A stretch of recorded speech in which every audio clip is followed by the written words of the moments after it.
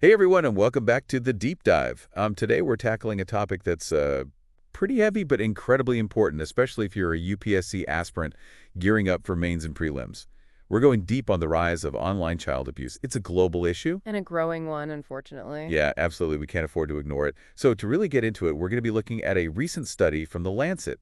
They analyzed a huge number of studies. 123 to be exact, from all over the world. 123, wow. And I guess the findings were pretty concerning, huh? Yeah, definitely. The study found that 1 in 12 children globally, that's about 8.3%, have experienced some form of online sexual abuse. In just the last decade, which is Yeah. that's just mind-boggling. And it makes this issue hit even closer to home. So this isn't something happening out there. It's affecting kids everywhere. Right. And what's even more disturbing is the sheer variety of ways this abuse is happening online. The study pinpointed 4 main types. Okay, let's break those down. The first one was, Online solicitation. Basically, it's when predators use online platforms to try to initiate, well, sexually suggestive conversations with children. so like, I'm imagining a scenario where, say, a predator pretends to be a teenager on an online game, Exactly. befriends a younger player, starts sticking the conversation towards inappropriate topics. Yeah, you got it. It's often very subtle and manipulative. Chilling. Okay, what about the second type of abuse? That's non-consensual image sharing, which, I need to be clear, is different from revenge porn as it typically involves minors, and that obviously has much heavier legal and social consequences. For everyone involved, yeah. Of course. And then there's online sexual exploitation, which is a broader term encompassing a lot of different forms of abuse. So, like what? Could you give an example? Sure.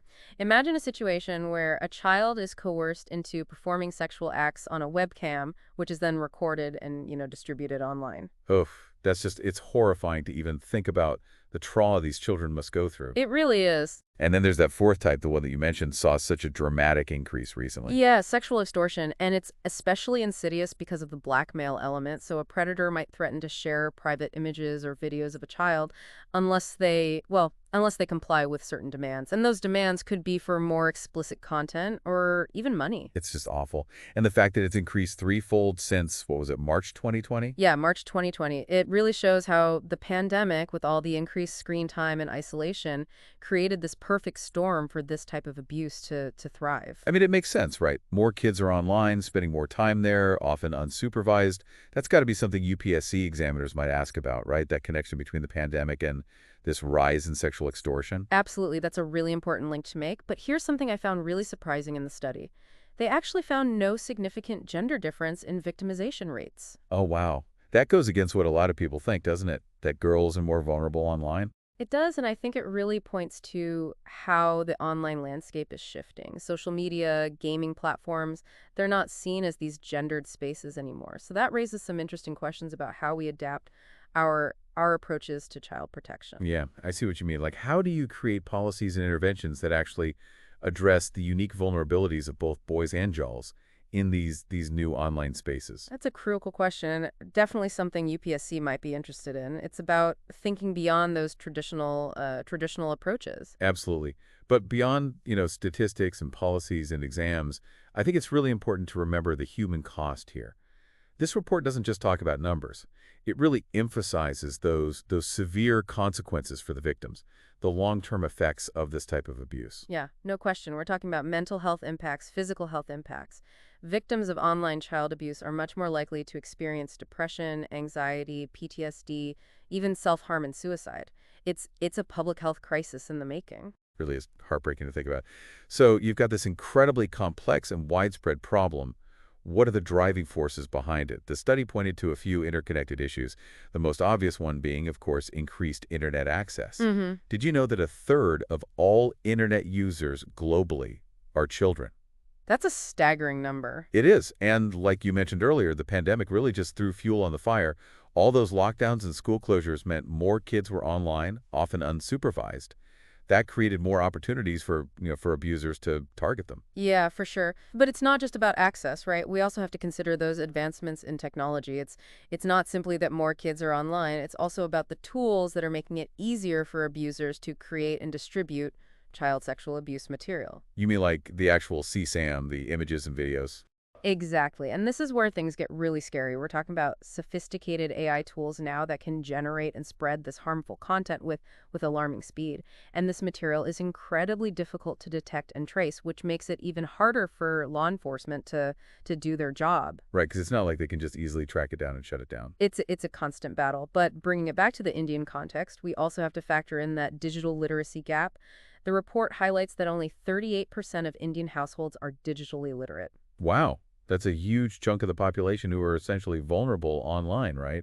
Especially children. Absolutely. And that lack of awareness, it makes them easy targets for predators. They just don't have the knowledge and skills to identify and avoid these threats. So it's not just about keeping kids safe online. It's about empowering them and everyone with those digital literacy skills. Absolutely. Digital literacy is key. Yeah, it's something that UPSC aspirants should be thinking about too, especially when it comes to solutions. Speaking of which, the report also talks about inadequate monitoring and enforcement.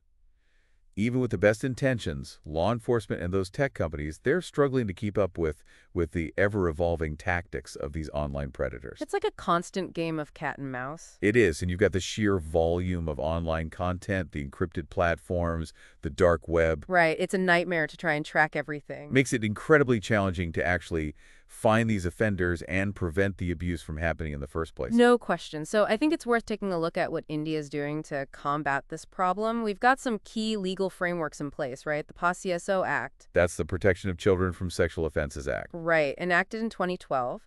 And it specifically addresses child sexual abuse, including online forms of exploitation. Okay. And then you've got the IT Act, the Information Technology Act. Yep, that's from 2000. Broader in scope, it covers a wider range of cybercrimes, but a lot of it is relevant to children, too. Sure. And I guess we can't forget the Juvenile Justice Act. That came in 2015, right? Right, that focuses on the care and protection of children in all contexts, which of course includes the online world. So we've got the law. What about, actual institutions? Well, we've got the National Cybercrime Reporting Portal, for one. That's a centralized platform for reporting, any instances of online child abuse. So it's like a one-stop shop for people to come forward and report these crimes. In theory, yes. And then there's the Indian Cybercrime Coordination Center, or I4C. They play a big role in coordinating law enforcement efforts against all kinds of cybercrime, including child exploitation. So you've got laws, you've got institutions, but I think the question that a lot of people have, and especially those preparing for the UPSC, is are these measures enough? I mean, what are their strengths? But more importantly, where do they fall short? That's the million-dollar question, isn't it? And one that doesn't have an easy answer. Like, one area we could look at is those reporting mechanisms. How easy is it for someone to actually report a case? Are those reports acted on quickly? All that practical stuff. It's not just about having the systems in place. It's about making sure they actually work. Right. And then there's international cooperation. Online child abuse often crosses borders. How effectively is India working with, global agencies like Interpol to really dismantle these networks? That's a good point. It's not just about what we're doing within India. It's about how we're engaging with the rest of the world. Absolutely. It's a global problem that needs a global response. But going back to solutions for a minute, I did find some interesting recommendations in the Lancet study. Okay, lay them on me. Well, one key point they make is about stronger legislation and enforcement. That could mean anything from tougher penalties for offenders to giving law enforcement more resources and training to better coordination between different government agencies. So it's about creating a system that's, I guess, less forgiving? Yeah, and more proactive. It's about deterring these crimes and actually bringing perpetrators to justice. But it's not just about punishment, right? Prevention is key, too. Absolutely. You can't just focus on catching the bad guys after the fact. You've got to stop it from happening in the first place. So what do they suggest in terms of prevention? Well, they really emphasize public awareness and education, like comprehensive digital literacy programs. And these programs shouldn't just be for kids. Oh, I see what you mean. Right. Parents, educators, the wider community, everyone needs to be involved. And it's got to go beyond those basic internet safety tips. We need to equip people with the critical thinking skills to navigate the online world safely. It's about giving people the tools to be discerning, to know what's safe and what's not. Exactly. But then there's also the role of the tech industry. I mean, they have a huge responsibility here, right? Oh, yeah. And the report talks about that, doesn't it? It does. It calls for more collaboration between, governments and the tech industry to develop and implement better child protection measures. Think about things like more effective content moderation policies, better age verification systems, even AI-based tools that can actually detect and remove CSAM from online platforms. AI, huh? It seems like that's everywhere these days. Is it really that powerful? Well, it has the potential to be incredibly powerful. I mean, imagine AI-powered filtering systems that can block CSAM, even on those encrypted platforms. Or AI algorithms that can analyze online behavior patterns and actually detect potential grooming activities. So it's like using technology to fight technology. In a way, yes. But, and this is important, we have to be careful, there are some real downsides to relying too heavily on AI, things like privacy concerns, algorithmic bias, Right, those are legitimate issues. and the possibility that these tools could be misused by, by bad actors. So it's about finding that balance, leveraging the technology, but doing it ethically and responsibly. It's a tricky situation for sure. It is.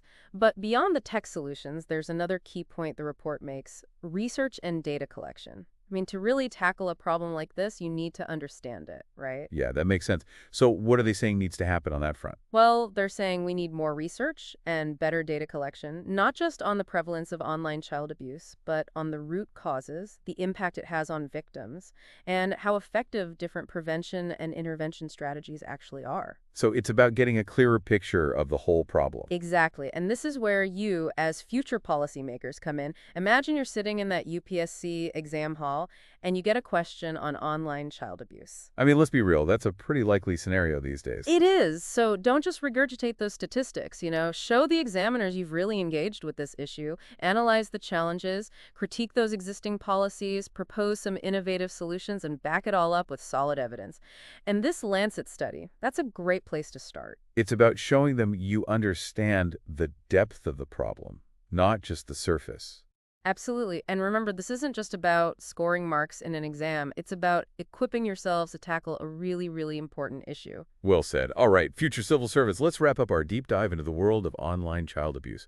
We've uncovered some pretty disturbing stuff, but I think we've also explored some potential paths forward, some ways to make things better. Yeah, I think the takeaway here is that this is a complex issue, no question. It's got so many different facets, but it demands a comprehensive response. Strong laws, effective enforcement, tech companies stepping up, and a society that's informed and ready to protect its children, both online and offline. And as we wrap up, I want to leave you all with something to think about. We've talked about the legal solutions, the tech solutions, but what about art? What about literature and storytelling? Can those play a role in raising awareness about online child abuse? Can they help people empathize with the victims? That's a fascinating question, and I think it's worth exploring. Maybe think about how those creative mediums can reach different audiences than those traditional campaigns. How they can evoke emotions and lead to real change. It's about harnessing that power of storytelling for good. Exactly. So to everyone listening, don't just hit like and move on. Engage with this issue. Share your thoughts, do your own research, and most importantly, be an advocate for change. Every child deserves a safe childhood, both in the real world and online. And for you UPSC aspirants, this topic could be your ticket to success in the exam, so study hard, stay informed, and make us proud. All of the information in this deep dive came from a recent article in the Hindustan Times. We'll see you next time for another deep dive. It's about getting that deeper understanding, not just, how widespread it is, but why it's happening, the real impact on victims, and what actually works to prevent it. So you're saying we need to know what works and what doesn't? Exactly. We need solid research, good data, and, this is where you all come in, the future policymakers. Imagine you're in that UPSC exam hall and a question on online child abuse pops up. Well, I mean, it's a hot topic. It's definitely on their radar. Oh, absolutely. So when that question comes, don't just spit back statistic. No, show them you've really thought about this, break down the challenges, look at the policies we have, come up with some new ideas, and use the evidence like this study from the Lancet. Show them you get the whole picture, not just the surface stuff. Right. And remember, this isn't just about, passing an exam. This is about getting ready to tackle a real-world problem. A big one, for sure. Okay, future civil servants, let's wrap this up. It's been a pretty heavy deep dive into online child abuse, but I think we've seen that there's hope. There are things we can do. Yeah, the key takeaway for me is that this is a complex issue, no doubt, but it needs a multi-pronged approach. Stronger laws, better enforcement, tech companies doing their part, and a society that's, informed and ready to act. Ready to protect kids, online and off. Exactly, both. So before we go, one last thought for everyone. We've talked about laws, we've talked about tech, but what about art? What about, literature, storytelling, all of that? Can those things play a role in raising awareness about this issue? Can they help people, connect with the victims, understand what they're going through. That's an interesting thought. I think, those creative mediums, they can reach people in a different way. They can tap into emotions, maybe spark some real change. Yeah, the power of storytelling. So, listeners, don't just hit like and move on. Think about this. Share your thoughts, do some research, and be an advocate for change. Every kid deserves to be safe, online, and in the real world. And UPSC folks, remember, this is something they might ask you about. So, study hard, stay informed, make us proud. All the information in this deep dive came from a recent article in the Hindustan Times. We'll see you next time.